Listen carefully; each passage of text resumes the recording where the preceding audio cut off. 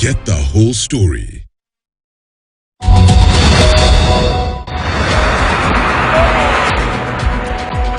Maisha ikakuwa ngumu. Kwenda kukomplain kwa huyo baba siku nyingine akaniambia, "Wait me there, I'm coming. Nitakuwa wewe." I cannot let her return back to my house because I'm afraid about my family. She's also afraid about her life. She said you have threatened to kill her. It's her fault. It's her fault. That's why you want to kill her? Sorry? That's why you want to kill her? I want to kill her? She's liar. She wants to kill us. So the office is telling the girl, you have to work, finish your contract. Yes. So that we can let you go. The girl is sick. She can't work. So what will happen? Nililia airport. Nikalia. Nikasema Mungu wangu hii ni nini? Yeah. Wakati niliona nimeingia hiyo ndege imefungwa niko ndani. Niliomba nikaambia Mungu asante. From Kisii County to Baghdad, Iraq, and back to Kisii County, we bring you the story of Betty, a young Kenyan who goes abroad in search for greener pastures, but the deal goes sour.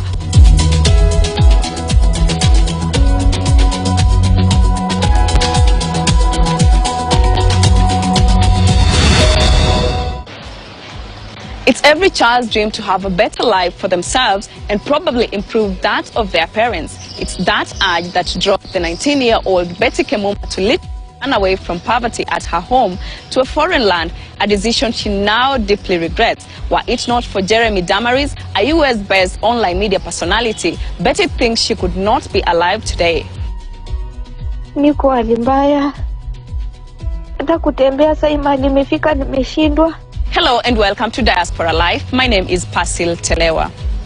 Watching Betty's story was like a Hollywood movie. Sick and stranded in the streets of Baghdad without money, food, medication, and a passport held by her former employer. It looked like there was no hope for her completely. But thanks to Jeremy and the diaspora community, she was rescued and she is now back in Kenya. We'll take you through how it all started. When that lady texted me, actually she recorded a video and she was actually referring to me like a lady. You know, my name is Damaris at the end. So, hey, please help me, I'm here and I'm sick. So I got interested. She WhatsApped me and said, hey, I need your help, Damaris. I'm here, I need you to rescue me. I'm sick and I feel like I will die. So when somebody tells you that, I got interested and I started following her case, and that's when she told me everything. Ulifikaje Baghdad, Iraq? Kuna rafiki yangu mwenye alikuanga hapa, kani connect na agent. Huyo agent ni pilot. Okay. Akaniambia nitafute passport, nikatafuta passport. Oktoba nikafika Nairobi hivi, kwa airport nikapewa passport yangu, nikaambiwa nakuja kufanya kazi ya cleaner. Kufika nikapewa kazi ya nyumba. Nikaenda hiyo kazi ya nyumba ya kwanza. Kulikuwa ni wanaume tu wengi na mama mmoja. Hiyo nikaogopa kukaa kwa hiyo nyumba, hiyo uoga ndio of my first time ku travel huko Gulf. Nikarudishwa kwa ofisi nikachenjiwa nyumba. Nyumba yenye nilichenjiwa nikaenda nikaambiwa nifanye babysitter mtoto. Huyo mtoto hakuwa normal. Mtoto akili yake haiko timamu. Kashindwa kuelewana na yeye vizuri. Wenyewe wakasema watanirudisha kwa ofisi, wanibadilishie contract juu sijawakosea, wako na salon. Wakanipeleka kwa hiyo salon. Vile nililetwa kwa salon, kuna msichana mwenye alipelekwa kwa nyumba kulinda huyo mtoto. Huyo mtoto pia yeye akamshinda. Hiyo msichana akaletwa kwa salon. Nikaanza kuambiwa nafanya kazi ya salon, mtu hata huwezi kula, unaambiwa. Wakafika wakatuambia, wakaanza kutupele kazi ya wale wa Bangladesh, wale wa baba. Wababa wanakaa tunaenda tunawafanyia kazi yao. Tukaanza kufanyia fitina wa Kenya. Mbaba akanirudisha kwa ofisi akaniambia, Betty, go back, your things are going back to the office. Nikamwambia, what's wrong baba? Akaniambia, I don't want questions, go back to the office. Nikabaki tu vitu zangu nikabeba nikaenda kwa ofisi. Nikaenda nikafungiwa kwa ofisi 1 week. hakuna chakula, hakuna internet. Ofisi iniambii kitu, so sijui chenye walikuwa wanaongelelea. Kwanza hapo maisha ikaanza kuchange na hiyo familia ikanichukia hivyo tu, sijui ni nini ilikuwa inaendelea. She said the boss wanted $4,000. And I said, I don't have the money, but I have a platform. So your 4,000 ilikuwa nini? I don't even know. She said the boss wanted the 4,000 to pay for her loss, for his loss. You know, he said he bought the lady from the office. And the lady had stayed there for 6 months or so. So he felt like he was being cheated on. So he wanted to get his money back. Yeah. But now the office can't pay him. So the office is telling the girl, you have to work, finish your contract. Yes. So that we can let you go. The girl is sick. She can't work. So what will happen? Kwenda kukomplain kwa huyo baba siku nyingine akaniambia, wait me there, I'm coming. Nitakuwa wewe. I cannot let her return back to my house because I'm afraid about my family. She's also afraid. She's also afraid about her life. She said you have threatened to kill her. It's her fault. It's her fault. That's why you want to kill her? Sorry? That's why you want to kill her? I want to kill her. She's liar. She wants to kill us. If she pays you that money tonight, she go back home tomorrow. Yes. I will give her passport tomorrow, and I will remove the case, and I will promise I will remove the case from the court and from the police station. The girl is sick. The office won't have to continue working. And if we pay this guy the $4,000, they will let the girl go. And then I told him, hey, I have the money. I can't send money from the US to Iraq. Yeah. So I opted to come back to Kenya because I wanted to wait for her here and make sure she comes. So when I sent the money, I told them, I have sent you the money, so let the girl come. It took them 2 weeks. They have the money, but now the process of exit took longer. That kept me worried, my friend. 2 weeks, I almost lost my weight. I could not eat. I'm sorry. Calling the girl, I can't get her because she's not connected to the Wi-Fi. Then I called the office and said, because I paid you, you have to keep the girl with the Wi-Fi. I have to keep talking to her. Yeah. Let me tell you, my friend, in the process, something happened. Yeah, what happened? I was sent a video of another girl dead. And they were telling me, hey, sorry, your girl is dead. My good Lord, that was the hardest part of my life. I could not even talk to the family and tell them this is what I'm receiving from the people. But when I looked at the video, si yeye, naona sio yeye, lakini sasa watu wamesambaza kwa online. Msichana amekufa. Wengine wanasema sijui huyo msichana atamepatikana Embakasi. Sasa amepatikana Embakasi. Na mimi naongea na msichana kwa Iraq. Na boss sasa utaambia mimi nikasema I'll keep this to myself until when I get that girl back to my hands. Because tukianza kupeleka hii mambo ya isiyo na jia, then people will not know the truth. Personally, I knew the lady was alive. The lady was in Iraq. I'm talking to the office. I'm talking to the boss. So I was good. So who was giving you these rumors that the lady is dead? No, I was seeing them on Facebook. No, oh, I see. I remember the first video was sent by someone in UK. Yeah. And said, hey, I'm sorry, Jeremy, your girl just passed on. And I saw girls crying. Then later on, they realized it was not the girl. Yeah. It was another girl from Nigeria. You know? So, me, I said, I will not talk to anybody until the girl is back. Even the last time she was coming, she was boarding the flight. The Qatar Airways had denied her to board. Yeah. I called Mohammed. I said, Mohammed, you have to do something. Yeah. And he called the airline and they let her come. And when she came, oh my God, I felt like this is my dream come true. Even if nothing else happened, that was it. I was very happy. Very happy. There was a time even I said I would not even pick any calls from Saudi Arabia or Iraq because there are so many. Mama mwingine nakupigia simu nakwambia sijui nini. I've been left by father, son, wote wa familia moja. It's so hurting. So for me, I remember there were 3 girls from Iraq. Also walikuwa wamefungiwa. They said they had stayed for 2 weeks without food. They were actually drinking water. And that touched me. They were actually demanding for $3,000. So I mobilized people and we were able to pay for them. And of course, the same time, I traveled to Kenya to make sure I received them at the airport. Na kuna mwingine alikuwa Saudi Arabia. Ni wengi sana. I can't even remember some of the cases. But I'll always tell our Kenyans, you know, even going to other countries, it's not all easy. When you go to another country, they have rules and laws to follow. You need some work permit. It's not your passport. When you get to that country, they need your work permit. Other countries don't give work permit. You come to US, maybe you come as a visitor. They know you are there as a visitor, so you are not even supposed to work in US. But some people decide, yes, I'll hide and stay there. It's not easy. We have Kenyans who have become homeless. They moved to look for green pastures, waka overstay 2 years, 3 years. Now they regret. They left their children, they left their husband, they left their parents. It's so heartbreaking. So it's not all easy. Na wale wanaenda Iraq ama Saudi Arabia, afadhali hata kwenda UK. Be patient. Ukienda Iraq, uko wanajua jicho ni jicho. Ukimuimba ata make sure umeenda kwa jela.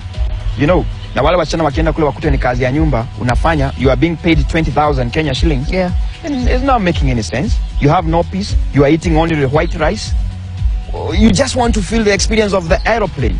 Why don't you just get the 15,000 when the Mombasa na ndege? It's actually 7,000. Alafu urudi na mukisi. Naitwa train. It will not cost you 10,000. You feel the experience. Because I know some people are just excited to be in diaspora. When Betty landed at the airport, all she wanted to see was Jeremy. She had undergone so much and could not believe that she was finally in Kenya. Her mother and relatives stood in company of Jeremy, waiting to receive her. It was indeed everyone's dream come true.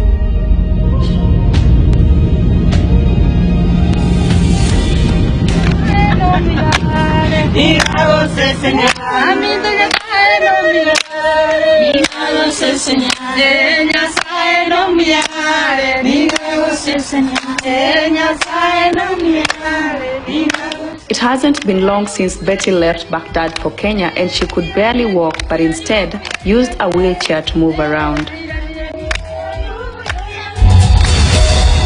What a story! What an experience! We are not yet done. We decided to take a trip to Betty's hometown in Kisii to find out how she's doing and also what exactly is ailing her. While there, we find out that like Betty, several other young people from her village have explored that route to the Gulf in search for better livelihoods. For instance, her neighbor and former classmate Divina almost fell victim but changed her mind last minute. Let's head over to Kisii and find out more.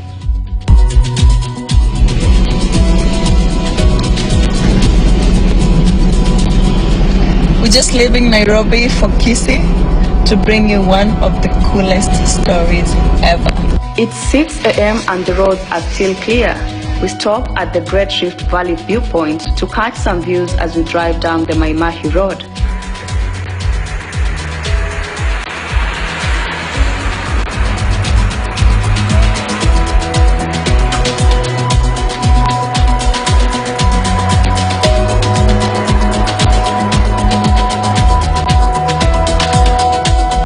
And yes, we haven't had our breakfast, so we stop over once again to enjoy some roasted corn.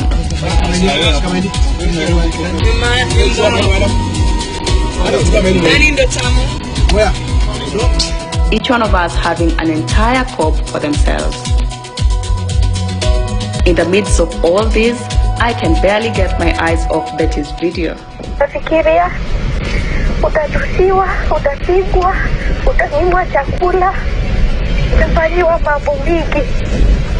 Heri tu ukae kwenyu, njuku kwenyu.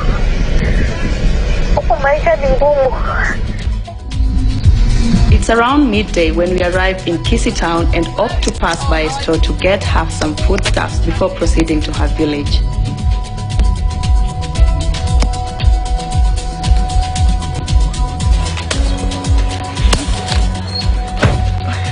So I'm on my way to see Betty. She doesn't know actually what I'm going to do. Of course, she knows I'm going to tell her story.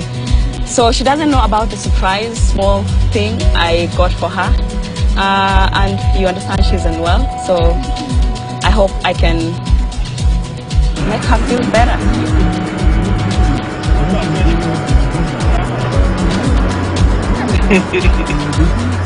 Our first stop from the map gets us lost in between as we look for Betty's home.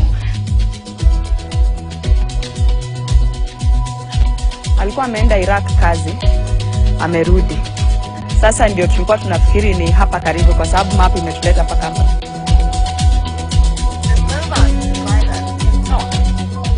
During all this, however, we meet her former schoolmate Divina, currently a small business owner. Divina too almost went abroad in search for a better life, but after a little soul searching, she preferred to stay in the village. Kuna msichana alifanya connection. Yeah. So yeye ndiye aliwajazia ama ilikuwaje? Kwa peti sijui mwenye alimjazia, but mimi ni yeye alimjazia. Okay, so akamaliza kujaza, alafu unamlipa ama sasa hakuna kulipa? Anakupea passport bure bure. Passport hawakunipea juu sikuenda. Wako nayo. Wako na passport yako? Na kwa nini usiende kuitisha? Kwa sababu hiyo ni passport yako, it's your document. Ananiambia niwapea 20,000. 20,000, unajua pesa kwa apply passport Divina? 4,500. Do you think it's okay for you to give them 20,000 when the application of a passport is just 4,000 or 5,000? No.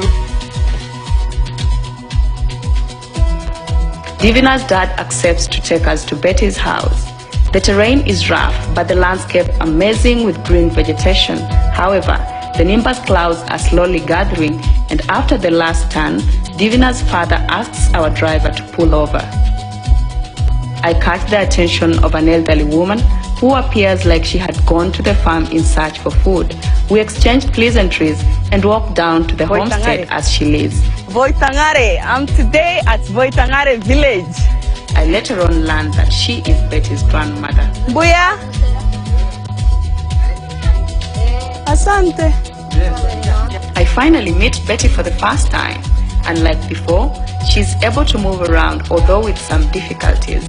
She tells me she has not walked this much since she arrived here. Watoto wanataka kuenda ng'ambo. Jua tu mahali wanaenda ni wapi. Jua hata huyu mtoto wangu nilimkataza asiende, akasema mama wacha nienda tu nione kama nitakusaidia maneno ya school fees. What made me go to Iraq? I think you see the situation here. Unaelewa tu vile kuko. So na nikasikia tu kuna chance kwenda huko. So sikabidi tu nikajitoa. But nikienda siku anajua tunaenda Iraq, unajua. Yeah. Ulijua unaenda wapi? Rafiki yangu ndiye alikuanga huko. Mimi nilikuwa najua, niliambiwa ni diaspora tu. Niko ngambo. Si pia wewe ukuje. So pia mimi nikasema ni sawa, ni connect na huyo mtu mwenye alikupeleka, nika connect na huyo agent.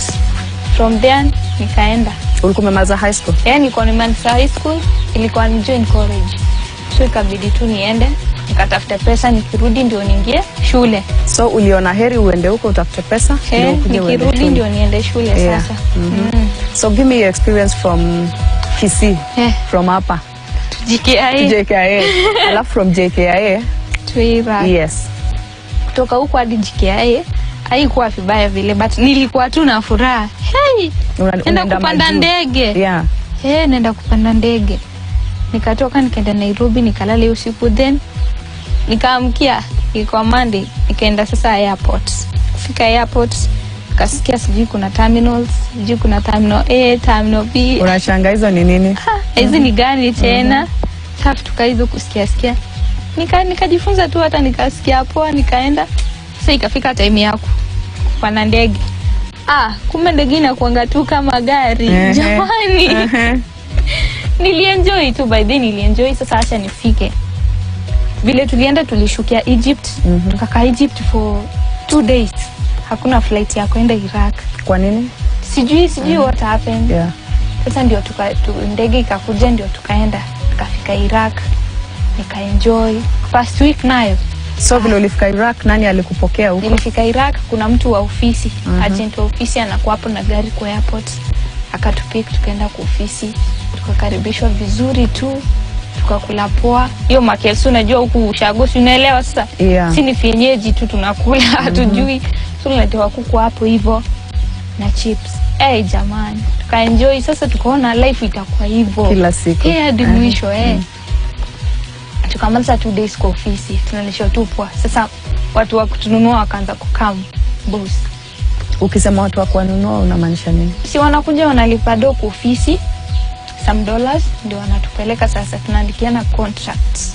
Juu pia hiyo ofisi imetutoa na do hapa. Yeah. So lazima watupeleke huko, walipo hii do yao na wapate pia profits. Ukisema wale watu wana do hapa hiyo ofisi, wale watu wana do aje? kututua na pesa, ndio mtu aelewe kututua na pesa huku kutukatia ndege kutoka JKIA mpaka Iraq. Na wanalipa huyu agent mwenye anatutafuta, huyu wa Kenya pia wanalipwa. Na hapo si wametumia pesa. So tukifika huko kama sasa wanafanya human trafficking. Tukifika huko pia wale pia wanataka hii pesa yao irudi na profit. So ndio mtu anachukua tunaenda tunamfanyia kazi. Mnaelewana kwa ofisi ni kazi ya nyumba, kazi ya kulea mtoto, kulea mshosho, kulea buka vitu hizo ama kufanya kazi ya salon. Sasa kama wewe Betty ulinunuliwa na pesa ngapi? Nilinunuliwa na $6,500 US dollars. Yeah. Wanatumia nini ndio wafike Betty ametosha 6,500? Sio alisema naenda kulea mtoto. Kufika mtoto wakakataa. So wakasema naenda kufanya kazi ya salon. Kuingia kwa salon unajua pesa ni juu. Ikaongezwa. Nikafika 6,000. Alinipeleka na 4,000 kulea mtoto. So nikarudishwa kwa ofisi vile hatukuelewana na mtoto. Nikarudi kwa ofisi wakaongezea hiyo pesa nikaenda kufanya kazi ya salon. So give me your experience after the first week umefika Iraq. Umeniambia the first week mlikuwa mnakula poa ukadhani maisha itakuwa? First week nayo ilikuwa poa. Boss amekupeleka na kuambia relax for 2 days. Una relax, anaanza kukuonyesha hii kazi nafanya hivi na hivi. Anakuambia tu vizuri. Ndio sasa mnaendelea. Sasa ile mkizidi kuzoeana. Sasa hiyo ndio pia chuki inaendelea tu kukaa. Kwani mtu anadhani alikuja kukaa hapa kabisa? Kwani sijui, sijuangi vile wanafikiria vile wanatupelekanga. Sasa maisha ikazidi tu kukaa ngumu, unaona. Kuna vile Mohammed alikuwa accused you are a thief, you are a liar, and I think yes, you are a devil. And a murderer or something of the sort. What do you have to say about Mohammed's allegations? There is nothing I will talk about him. Hizo allegations zake unarespondaje? Naachia tu Mungu. Naachia tu Mungu. Unajua mtu anaweza akasema kitu hajui. For instance, allegation ya theft. Theft si kwa imwibia kitu. There is nothing I stole. Sikumwibia kitu, sikuua. Hakuna kitu yentuliwa idanganyana na yeye. There's nothing, ni kuongea tu. Vile pesa ilifika, walitoa kila kitu sasa. Kila kitu ikakuwa free. So mambo imeenda nywe. Everything has been successful. Now it's you. You are supposed to hop into that flight to JKIA. How was the feeling now? Kutoka kwa ofisi kuja airport, nilikuwa na feel poa. Sasa nifike airport. Polisi wa migration wako huko. Wamekataa siezi board. Kwa nini?